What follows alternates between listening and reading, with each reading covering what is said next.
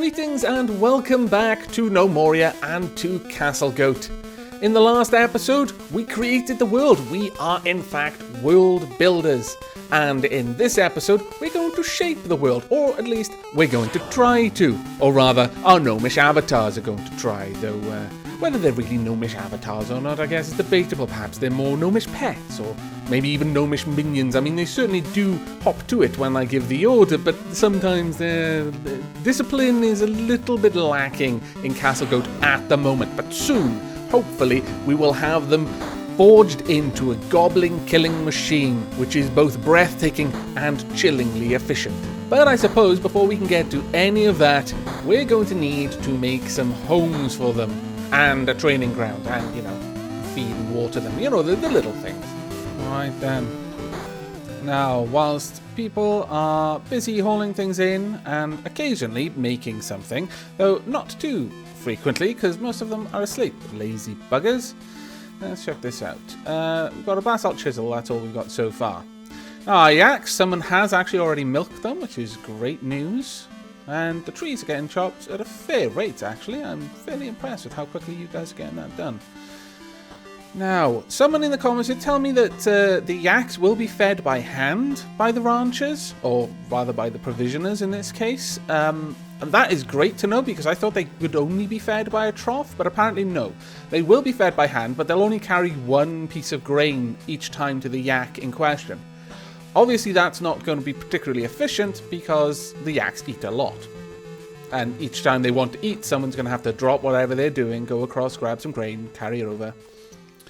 Now, as soon as we get some of these trees shifted from here, we'll be able to start planting. Start mining this down. But in the meantime, we probably do need a farm. So let's find a nice spot, sort of close to the stockpile so seeds aren't an issue. Yeah, will do, I think. Oh, wow. All that grass grew at the same time. Okay. I approve. Let's get a farm, yeah. Okay, we want a reasonable-sized farm for the wheat field, because it's going to be the most important that we're going to have. So let's go ahead and make this a wheat farm. There's a lot of tiled plots that we can have. 48, more than the seeds that we've got, so that should be fine. I'm going to make this a fairly high priority as well. Of the farms, I want this farm to be the one that's going to be tended the soonest. We'll have other farms, but that one is the most important by far. We'll have a little cotton farm around here, and then a little strawberry farm somewhere over there as well. Okay, that's good. Let's get that other farm up and going. We'll make it about this big. That should be enough to take care of our... Well, we could either go for strawberries or cotton, and honestly, I think cotton would be the better one to have. Cotton farm. I should really name the other one. I want that one to be the secondary priority because of bandages. Early on, that's going to be incredibly important. Proper capitalization, please. We are civilized gnomes, not barbarians. Probably hasn't. Oh, yes, it has. Well done. Okay, and then strawberries last. This will be useful for distilling into drink, but again, I want bandages much more than I want drink initially, because we will have a well eventually. Anyway. I could have just named that fruit farm, really, but okay. Right, they should get all of that done. Now, how goes everything else? We've got our lumberers doing lumbering things. What are you doing? Bomarito, pioneer, what is your job? What is your profession? You're a miner. Okay, well, there's not actually much for you to do yet, and I apologize for that. That's really my fault, not yours. No, well, let's have a look around. Plenty that we can... No, we are actually literally just waiting on trees to be chopped, unfortunately. And that is a bit of a pain. But oh well. There's other things you can haul around, I suppose. Now, what have we got here? We've got 4 birch planks by the looks of it, or soon to be 4 birch planks. And once we've got that, the chair will be made, which will be great. In the meantime, I suppose we could start hauling more stuff. Or even, yeah, actually, we'll start pulling this down. So we want dig, ramp down. Again, a lesson I learned in the first Gnomoria Let's Play I did. use ramps rather than digging holes, because they'll leave a way for themselves to get back up that way. And then you could just remove the ramps afterwards, and it's effectively like digging a hole anyway. Like that. That'll give you guys something to do. Now, you're actually making fairly good progress on this field. I'm quite happy with that, to be fair. Though, aha! We've got one birch chair. Now, you should be working on another plank at this point. Unfortunately, as I mentioned before, the crude workshop is very, very slow. It is part of the design, really. You're not really meant to use this too much. I mean, for goodness sake, their only table is literally a slab of rock. You know, you can't expect them to work quickly in those conditions. But once we've gotten rid of that, we'll be making a stone mason first to be able to make stone into blocks. With that, we will then want a stone carver, or sorry, a stone cutter, who can make things like knife blades, chisels, that sort of thing. So that will have completely removed the necessity to have this for the stone element. Then we need 2 more workshops. We'll need a sawmill and a woodcutter. And that will completely fulfill all of the wood-related tasks that the crude workshop can do. And at that point, we can get rid of this. Those specialist workshops are significantly faster in every way. Okay, let's get rid of all of this. We no longer need these. In fact, this is why we're doing this, so that we can get rid of them. And get rid of those as well. I'm just going to get that one down first, and once those trees are gone, then we'll lower this sort of from the top down where we can. Otherwise, we might create some problems for ourselves. But so far, I'm actually pretty pleased with that. That's almost a full field of wheat growing. And we've gotten that done, wow, it's on the 3rd day now, but that's not too bad. Everything really is held up on this. Thinking on it, how much more work have you got to do? You've got a few more things to do. Actually, we're going to build a second one, because we do need a lot of stuff to be made. So, well, it really doesn't matter what we make it out of. We'll rotate this around, though, so we can fit it in there. All right, we'll get a second one of these going so that we can have 2 people working on this at a time. You could possibly make more, because ultimately you want 4 workshops. If you really want to, you could make 4 of these. We've almost got 1 done, so we're going to be... we'll make another one, so then we can have 1 of each of these working on the necessary bits and parts for 1 workshop each. I think that would actually probably be one of the best ways that we can use our time there. Now then, they can't get to these trees because there's no way to them. So we're going to help them out with that. Now, unfortunately, these first couple of episodes are going to be a bit slow compared to the ones that'll follow, because there's so much work that we need to get done in shaping the land to meet our needs. But once that's out of the way, then we can actually move on to the meaty stuff of designing our fort proper. Yeah, you know what? We'll take that one down as well. We'll actually start pulling it all down from that sort of angle. And down here as well. Anything else? No, we should be good. Alright, chop chop. Alright, we also want to get rid of those trees, actually. So, where's agriculture? Fell tree. Now, you could make a point of gathering saplings at this point. And that might not be a bad idea, but there are so many trees on this map. I don't think we're going to hurt for that. And as I've said, I'm not intending to make a walled-off city like I did with Spider Slaughter. So I don't really need to worry too much about, oh, well, if I don't get them in now, then I'll have to leave the door open and that'll create risk. There's always going to be risk, so I can just go out and get them when I want them, basically. Now, you're still working on this field, but you're taking a little while. Hopefully your skills are getting a bit higher. I think that will affect the speed at which they'll be able to complete those tasks. Now, having this water here is quite important to us. Obviously, you need water for a well. There are no rivers in this that I've seen, not like Dwarf Fortress, but the water does replenish from rain.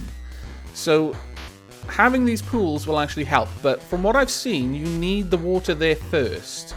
Because, as you can see, this water is evaporating the moment it hits the floor. once it's in like a pond like this, it no longer evaporates. So keeping these open to the sky is important.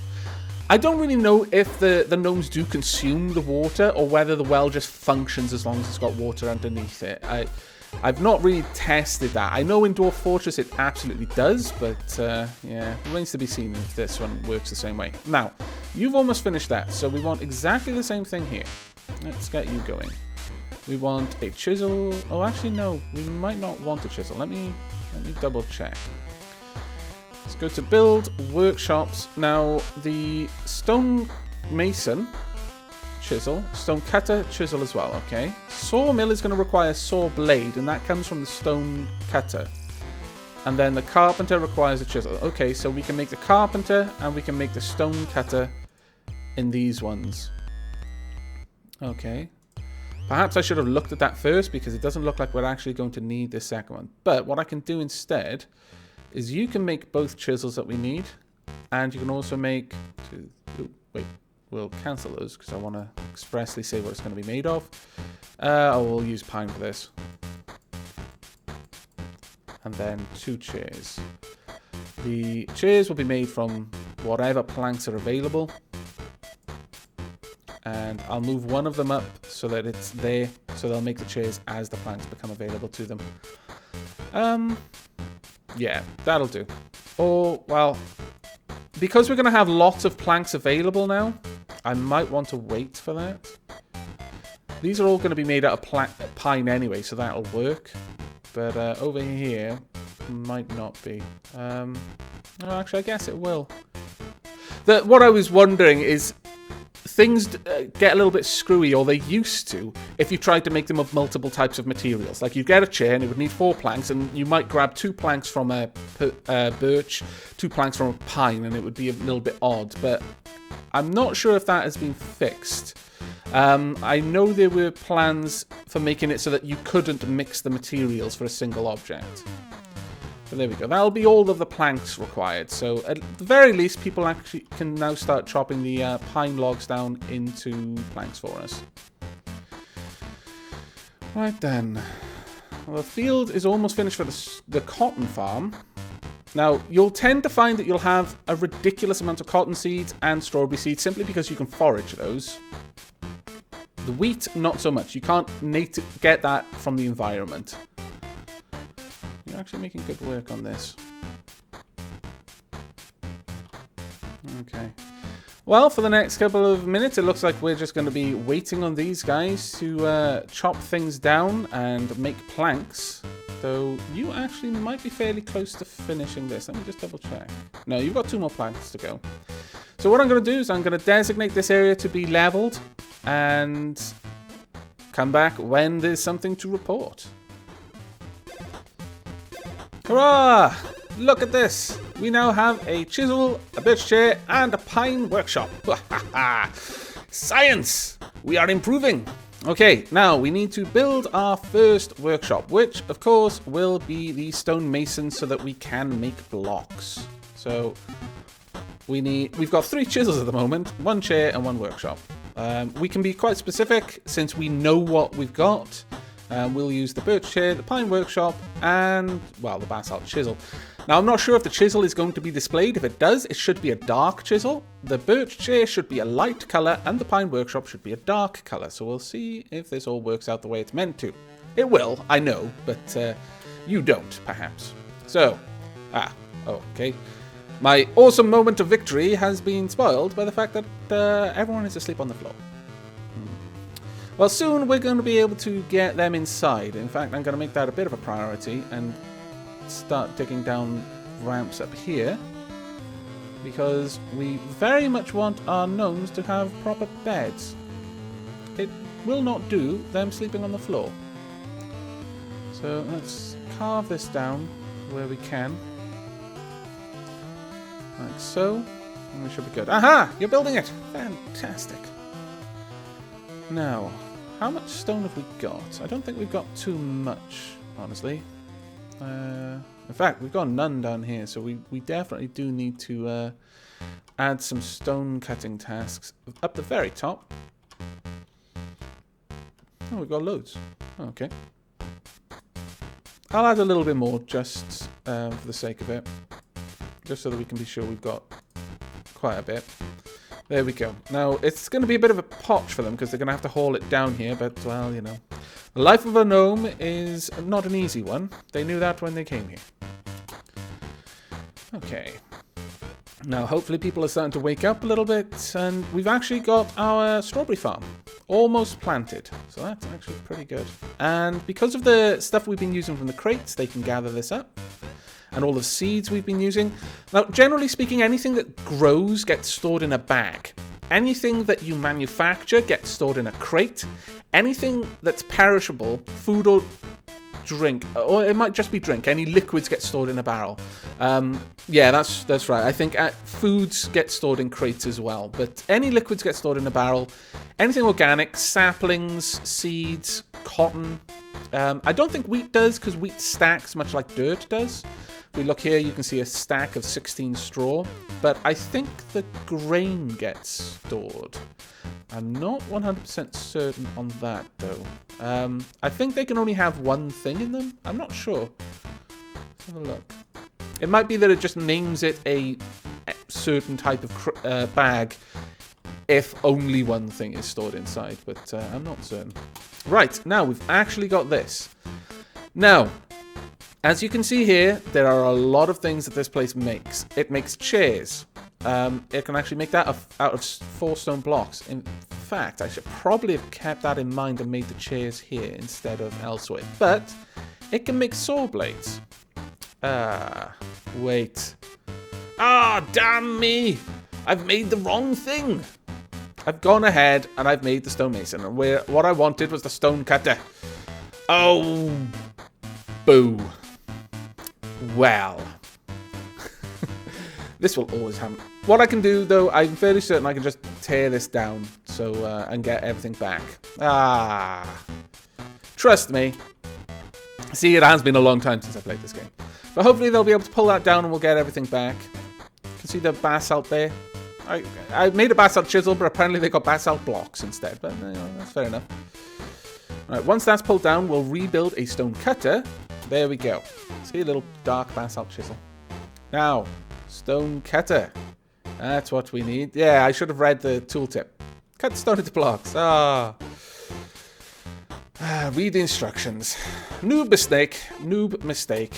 There we go. Now, once that's built, we can actually start making stone blocks. Stone blocks will be necessary for quite a lot of things. So, there's something that I typically keep a stockpile of. So, rather than make them to demand, I'll usually have X many made to and just kept a stock of them. So, as we can see here, we've got 29 basalt. So, we're going to say, yeah, go ahead, make raw basalt blocks. But I want you to keep a stock of at least, let's say, 20 of them. I say 20 because it used to be that you needed 10 blocks and 10 logs to make a workshop. That's not the case anymore, but 20 seems to be a good number anyway, because lots of things need like 4 or 5 of something. So 20 is a nice round number that you can put those numbers into. So we'll have them always keep a stock of 20 basalt blocks. Once some blocks are used, they'll go ahead and make some more. So there we go. Now, have we got everything here? Is there anything more that you need to do? No, there is not. What about you? Anything more? No, that's actually pretty good. Okay, we want 2 pine workbenches. And I would also like you... No, I don't want the pine clipping. I would like you to make a pine chair. And the same here, so that we can have the maximum efficiency. So there we go. Get to it. Now, once all of that's done, we'll get the stone cutter, and then we can make the saw blade, and then finally we can make the saw mill.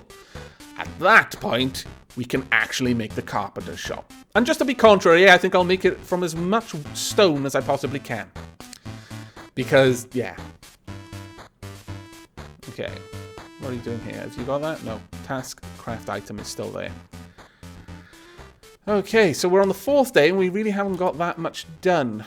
But we are slowly pulling everything down, and it will take a little bit more time. But since we're not going to be worrying too much about getting like massive walls, or at least not completely walling off, it's not so much of a problem.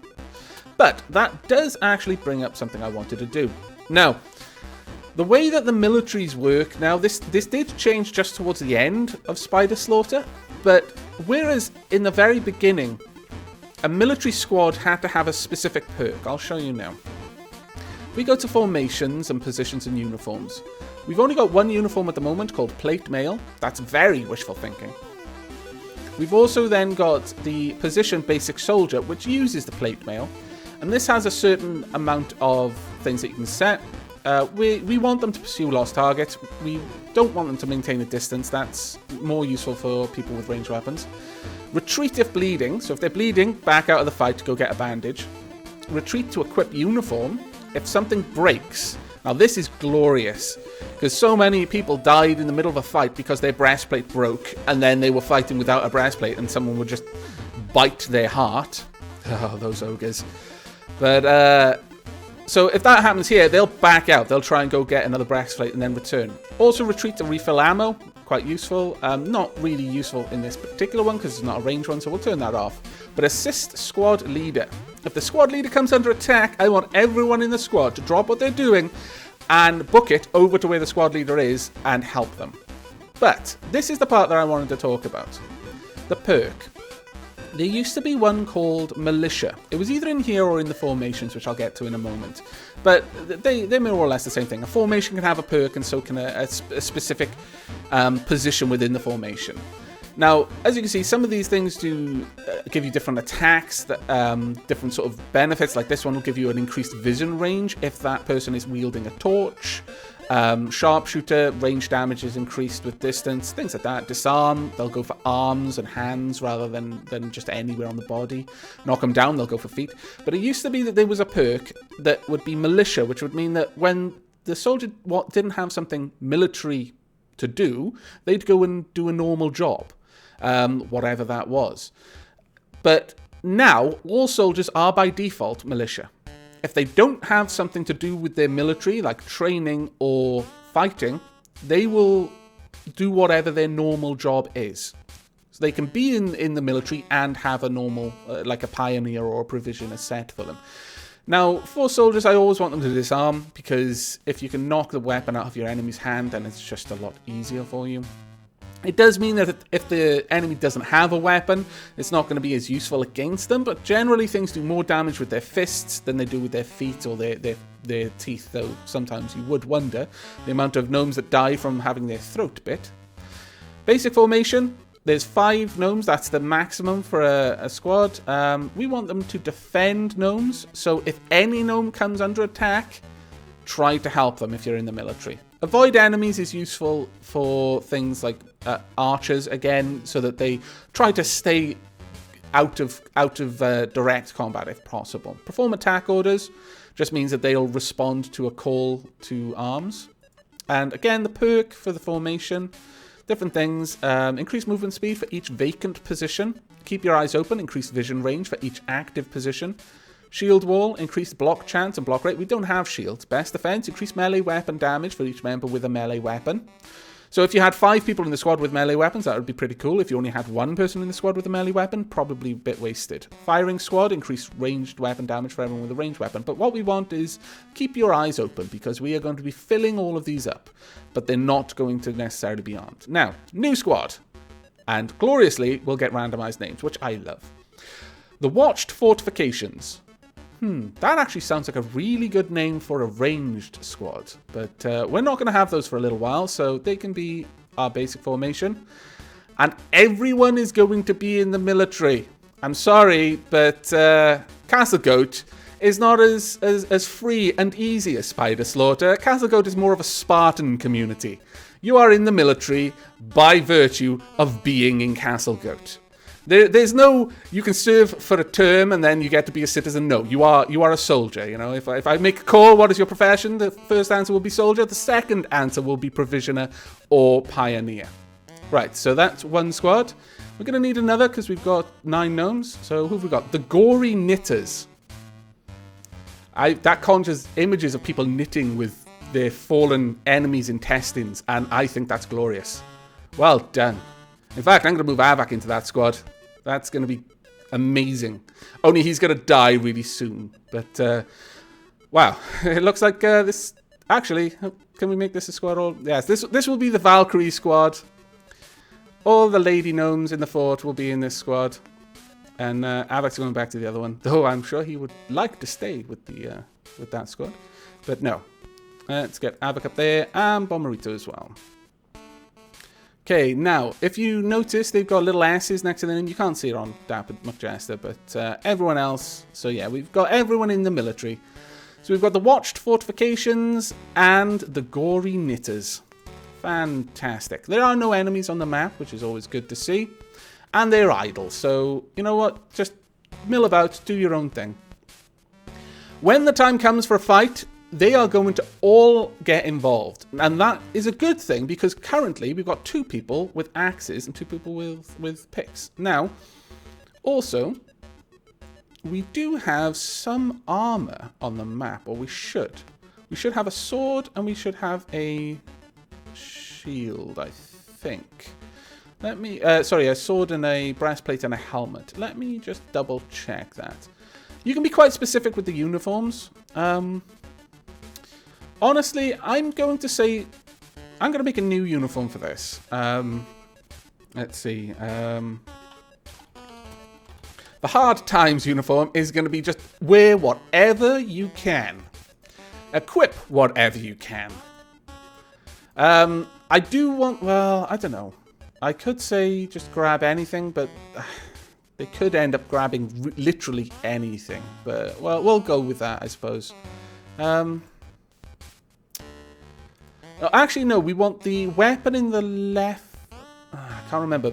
All gnomes are either left-handed or right-handed. And if they lose one of their arms, then they can still perform military role as long as you put the weapon in the right hand or the left hand, whatever that might be. Also, if they're doing jobs as well, like carrying a rock, they can still hold their weapon if you put it in their offhand. So I think their offhand is the left hand, so we'll have that be any. And then I'll have this be shield specifically, or torch. Honestly, we're much more likely to get a torch than a shield in the near future, so we're going to set that up so they all carry torches as soon as possible. And it's very easy to get all of our gnomes because they're all basic soldiers. They'll all use the uniform of the basic soldiers, so we just change that to Hard Times, and there we go. They should go and collect whatever they can when they can. Now we've got 1 chair, we've got 1 workbench. That means we can build an actual stonemason this time. Yes, this is now what I need to build, which is glorious. Let's get that done, please. As soon as, you know, you wake up. Right, who's this? It's me. What are my skills like? Because I'm taking a long time to do this. It's only 15. That's not too good. Oh, apparently I'm fairly good at weaving. Perhaps I should have been in the gory knitters. I'm also decent at brewing. Good times. Brewing tea, of course. And eventually, we will have tea. That is a bit of a spoiler, and I said I wouldn't do it, but sorry, you know, we can make tea in this. That's just, news is too good to keep to oneself. Let's get more of this cut down. Let's take it all the way down there. Let's cut this tree down as well. That will grab all of those trees over there, and that one. How's it going? Yeah, okay. Right, well, we're going to be waiting a little while, I guess, for these guys to get all of this terraforming done. And I will probably let most of that be done off screen. But have we got everything we need for the next one of these? Yes, we do. Okay, well, we'll just build that first then. Because then we're going to be waiting a little while to be able to get the sawmill together. I think it's the carpenter that only needs the chisel. Yes, it is. Okay, so we'll build the carpenter about here. And in the meanwhile, we're going to have the stonemason make a couple of things. We need a table. That's going to take 5 blocks. Currently we've only got 3, but you know, that's fine. Make 5 blocks. I don't want you to craft the ingredients, though. Now, what that means is it'll automatically send a crafting request to anywhere else. I don't want it to do that. As I've said, I want it to have more control over that. We also want 1 chair and then 1 saw blade. So these guys should take care of that themselves. There we go. Now, if I look in here, there shouldn't be needs block for job, because otherwise this would have like a bunch of jobs above it saying making block for whatever. And as the 4th day of spring finally comes to a slow and peaceful close, I must end the episode there. So far, things have actually been going quite well. I realise I'm jinxing us by saying that, but we haven't seen hide nor hair of goblins, which isn't too surprising considering how early it is. But we haven't seen any animals either, and that is a very good thing because they are probably more risk to us early on than the goblins will be. And mants are a distant concern that hopefully we'll be well prepared for by the time they start showing up. But in this episode, we've actually managed to almost finish the entire sort of industrial backbone of Castlegoat, or at least the construction side of it anyway. The stonemason, stonecutter, the carpenter and sawmill are all you really need to create more or less everything else. There are a few other odds and ends, namely metals that you're going to need to really kickstart the metal industry because of the requirement of anvils, but by and large, we'll have enough to fulfill any of the immediate needs that the gnomes will have. So in the next episode, hopefully we can actually get to the meat and guts of shaping out a place for our gnomes to live. So we're going to need quarters, we're going to need a dining room, and we also need to start work on a food industry. And perhaps slightly more importantly, a booze industry. Good times ahead. But that's all for this episode. I hope you've enjoyed, and I hope to see you in the next. But until then, do take care.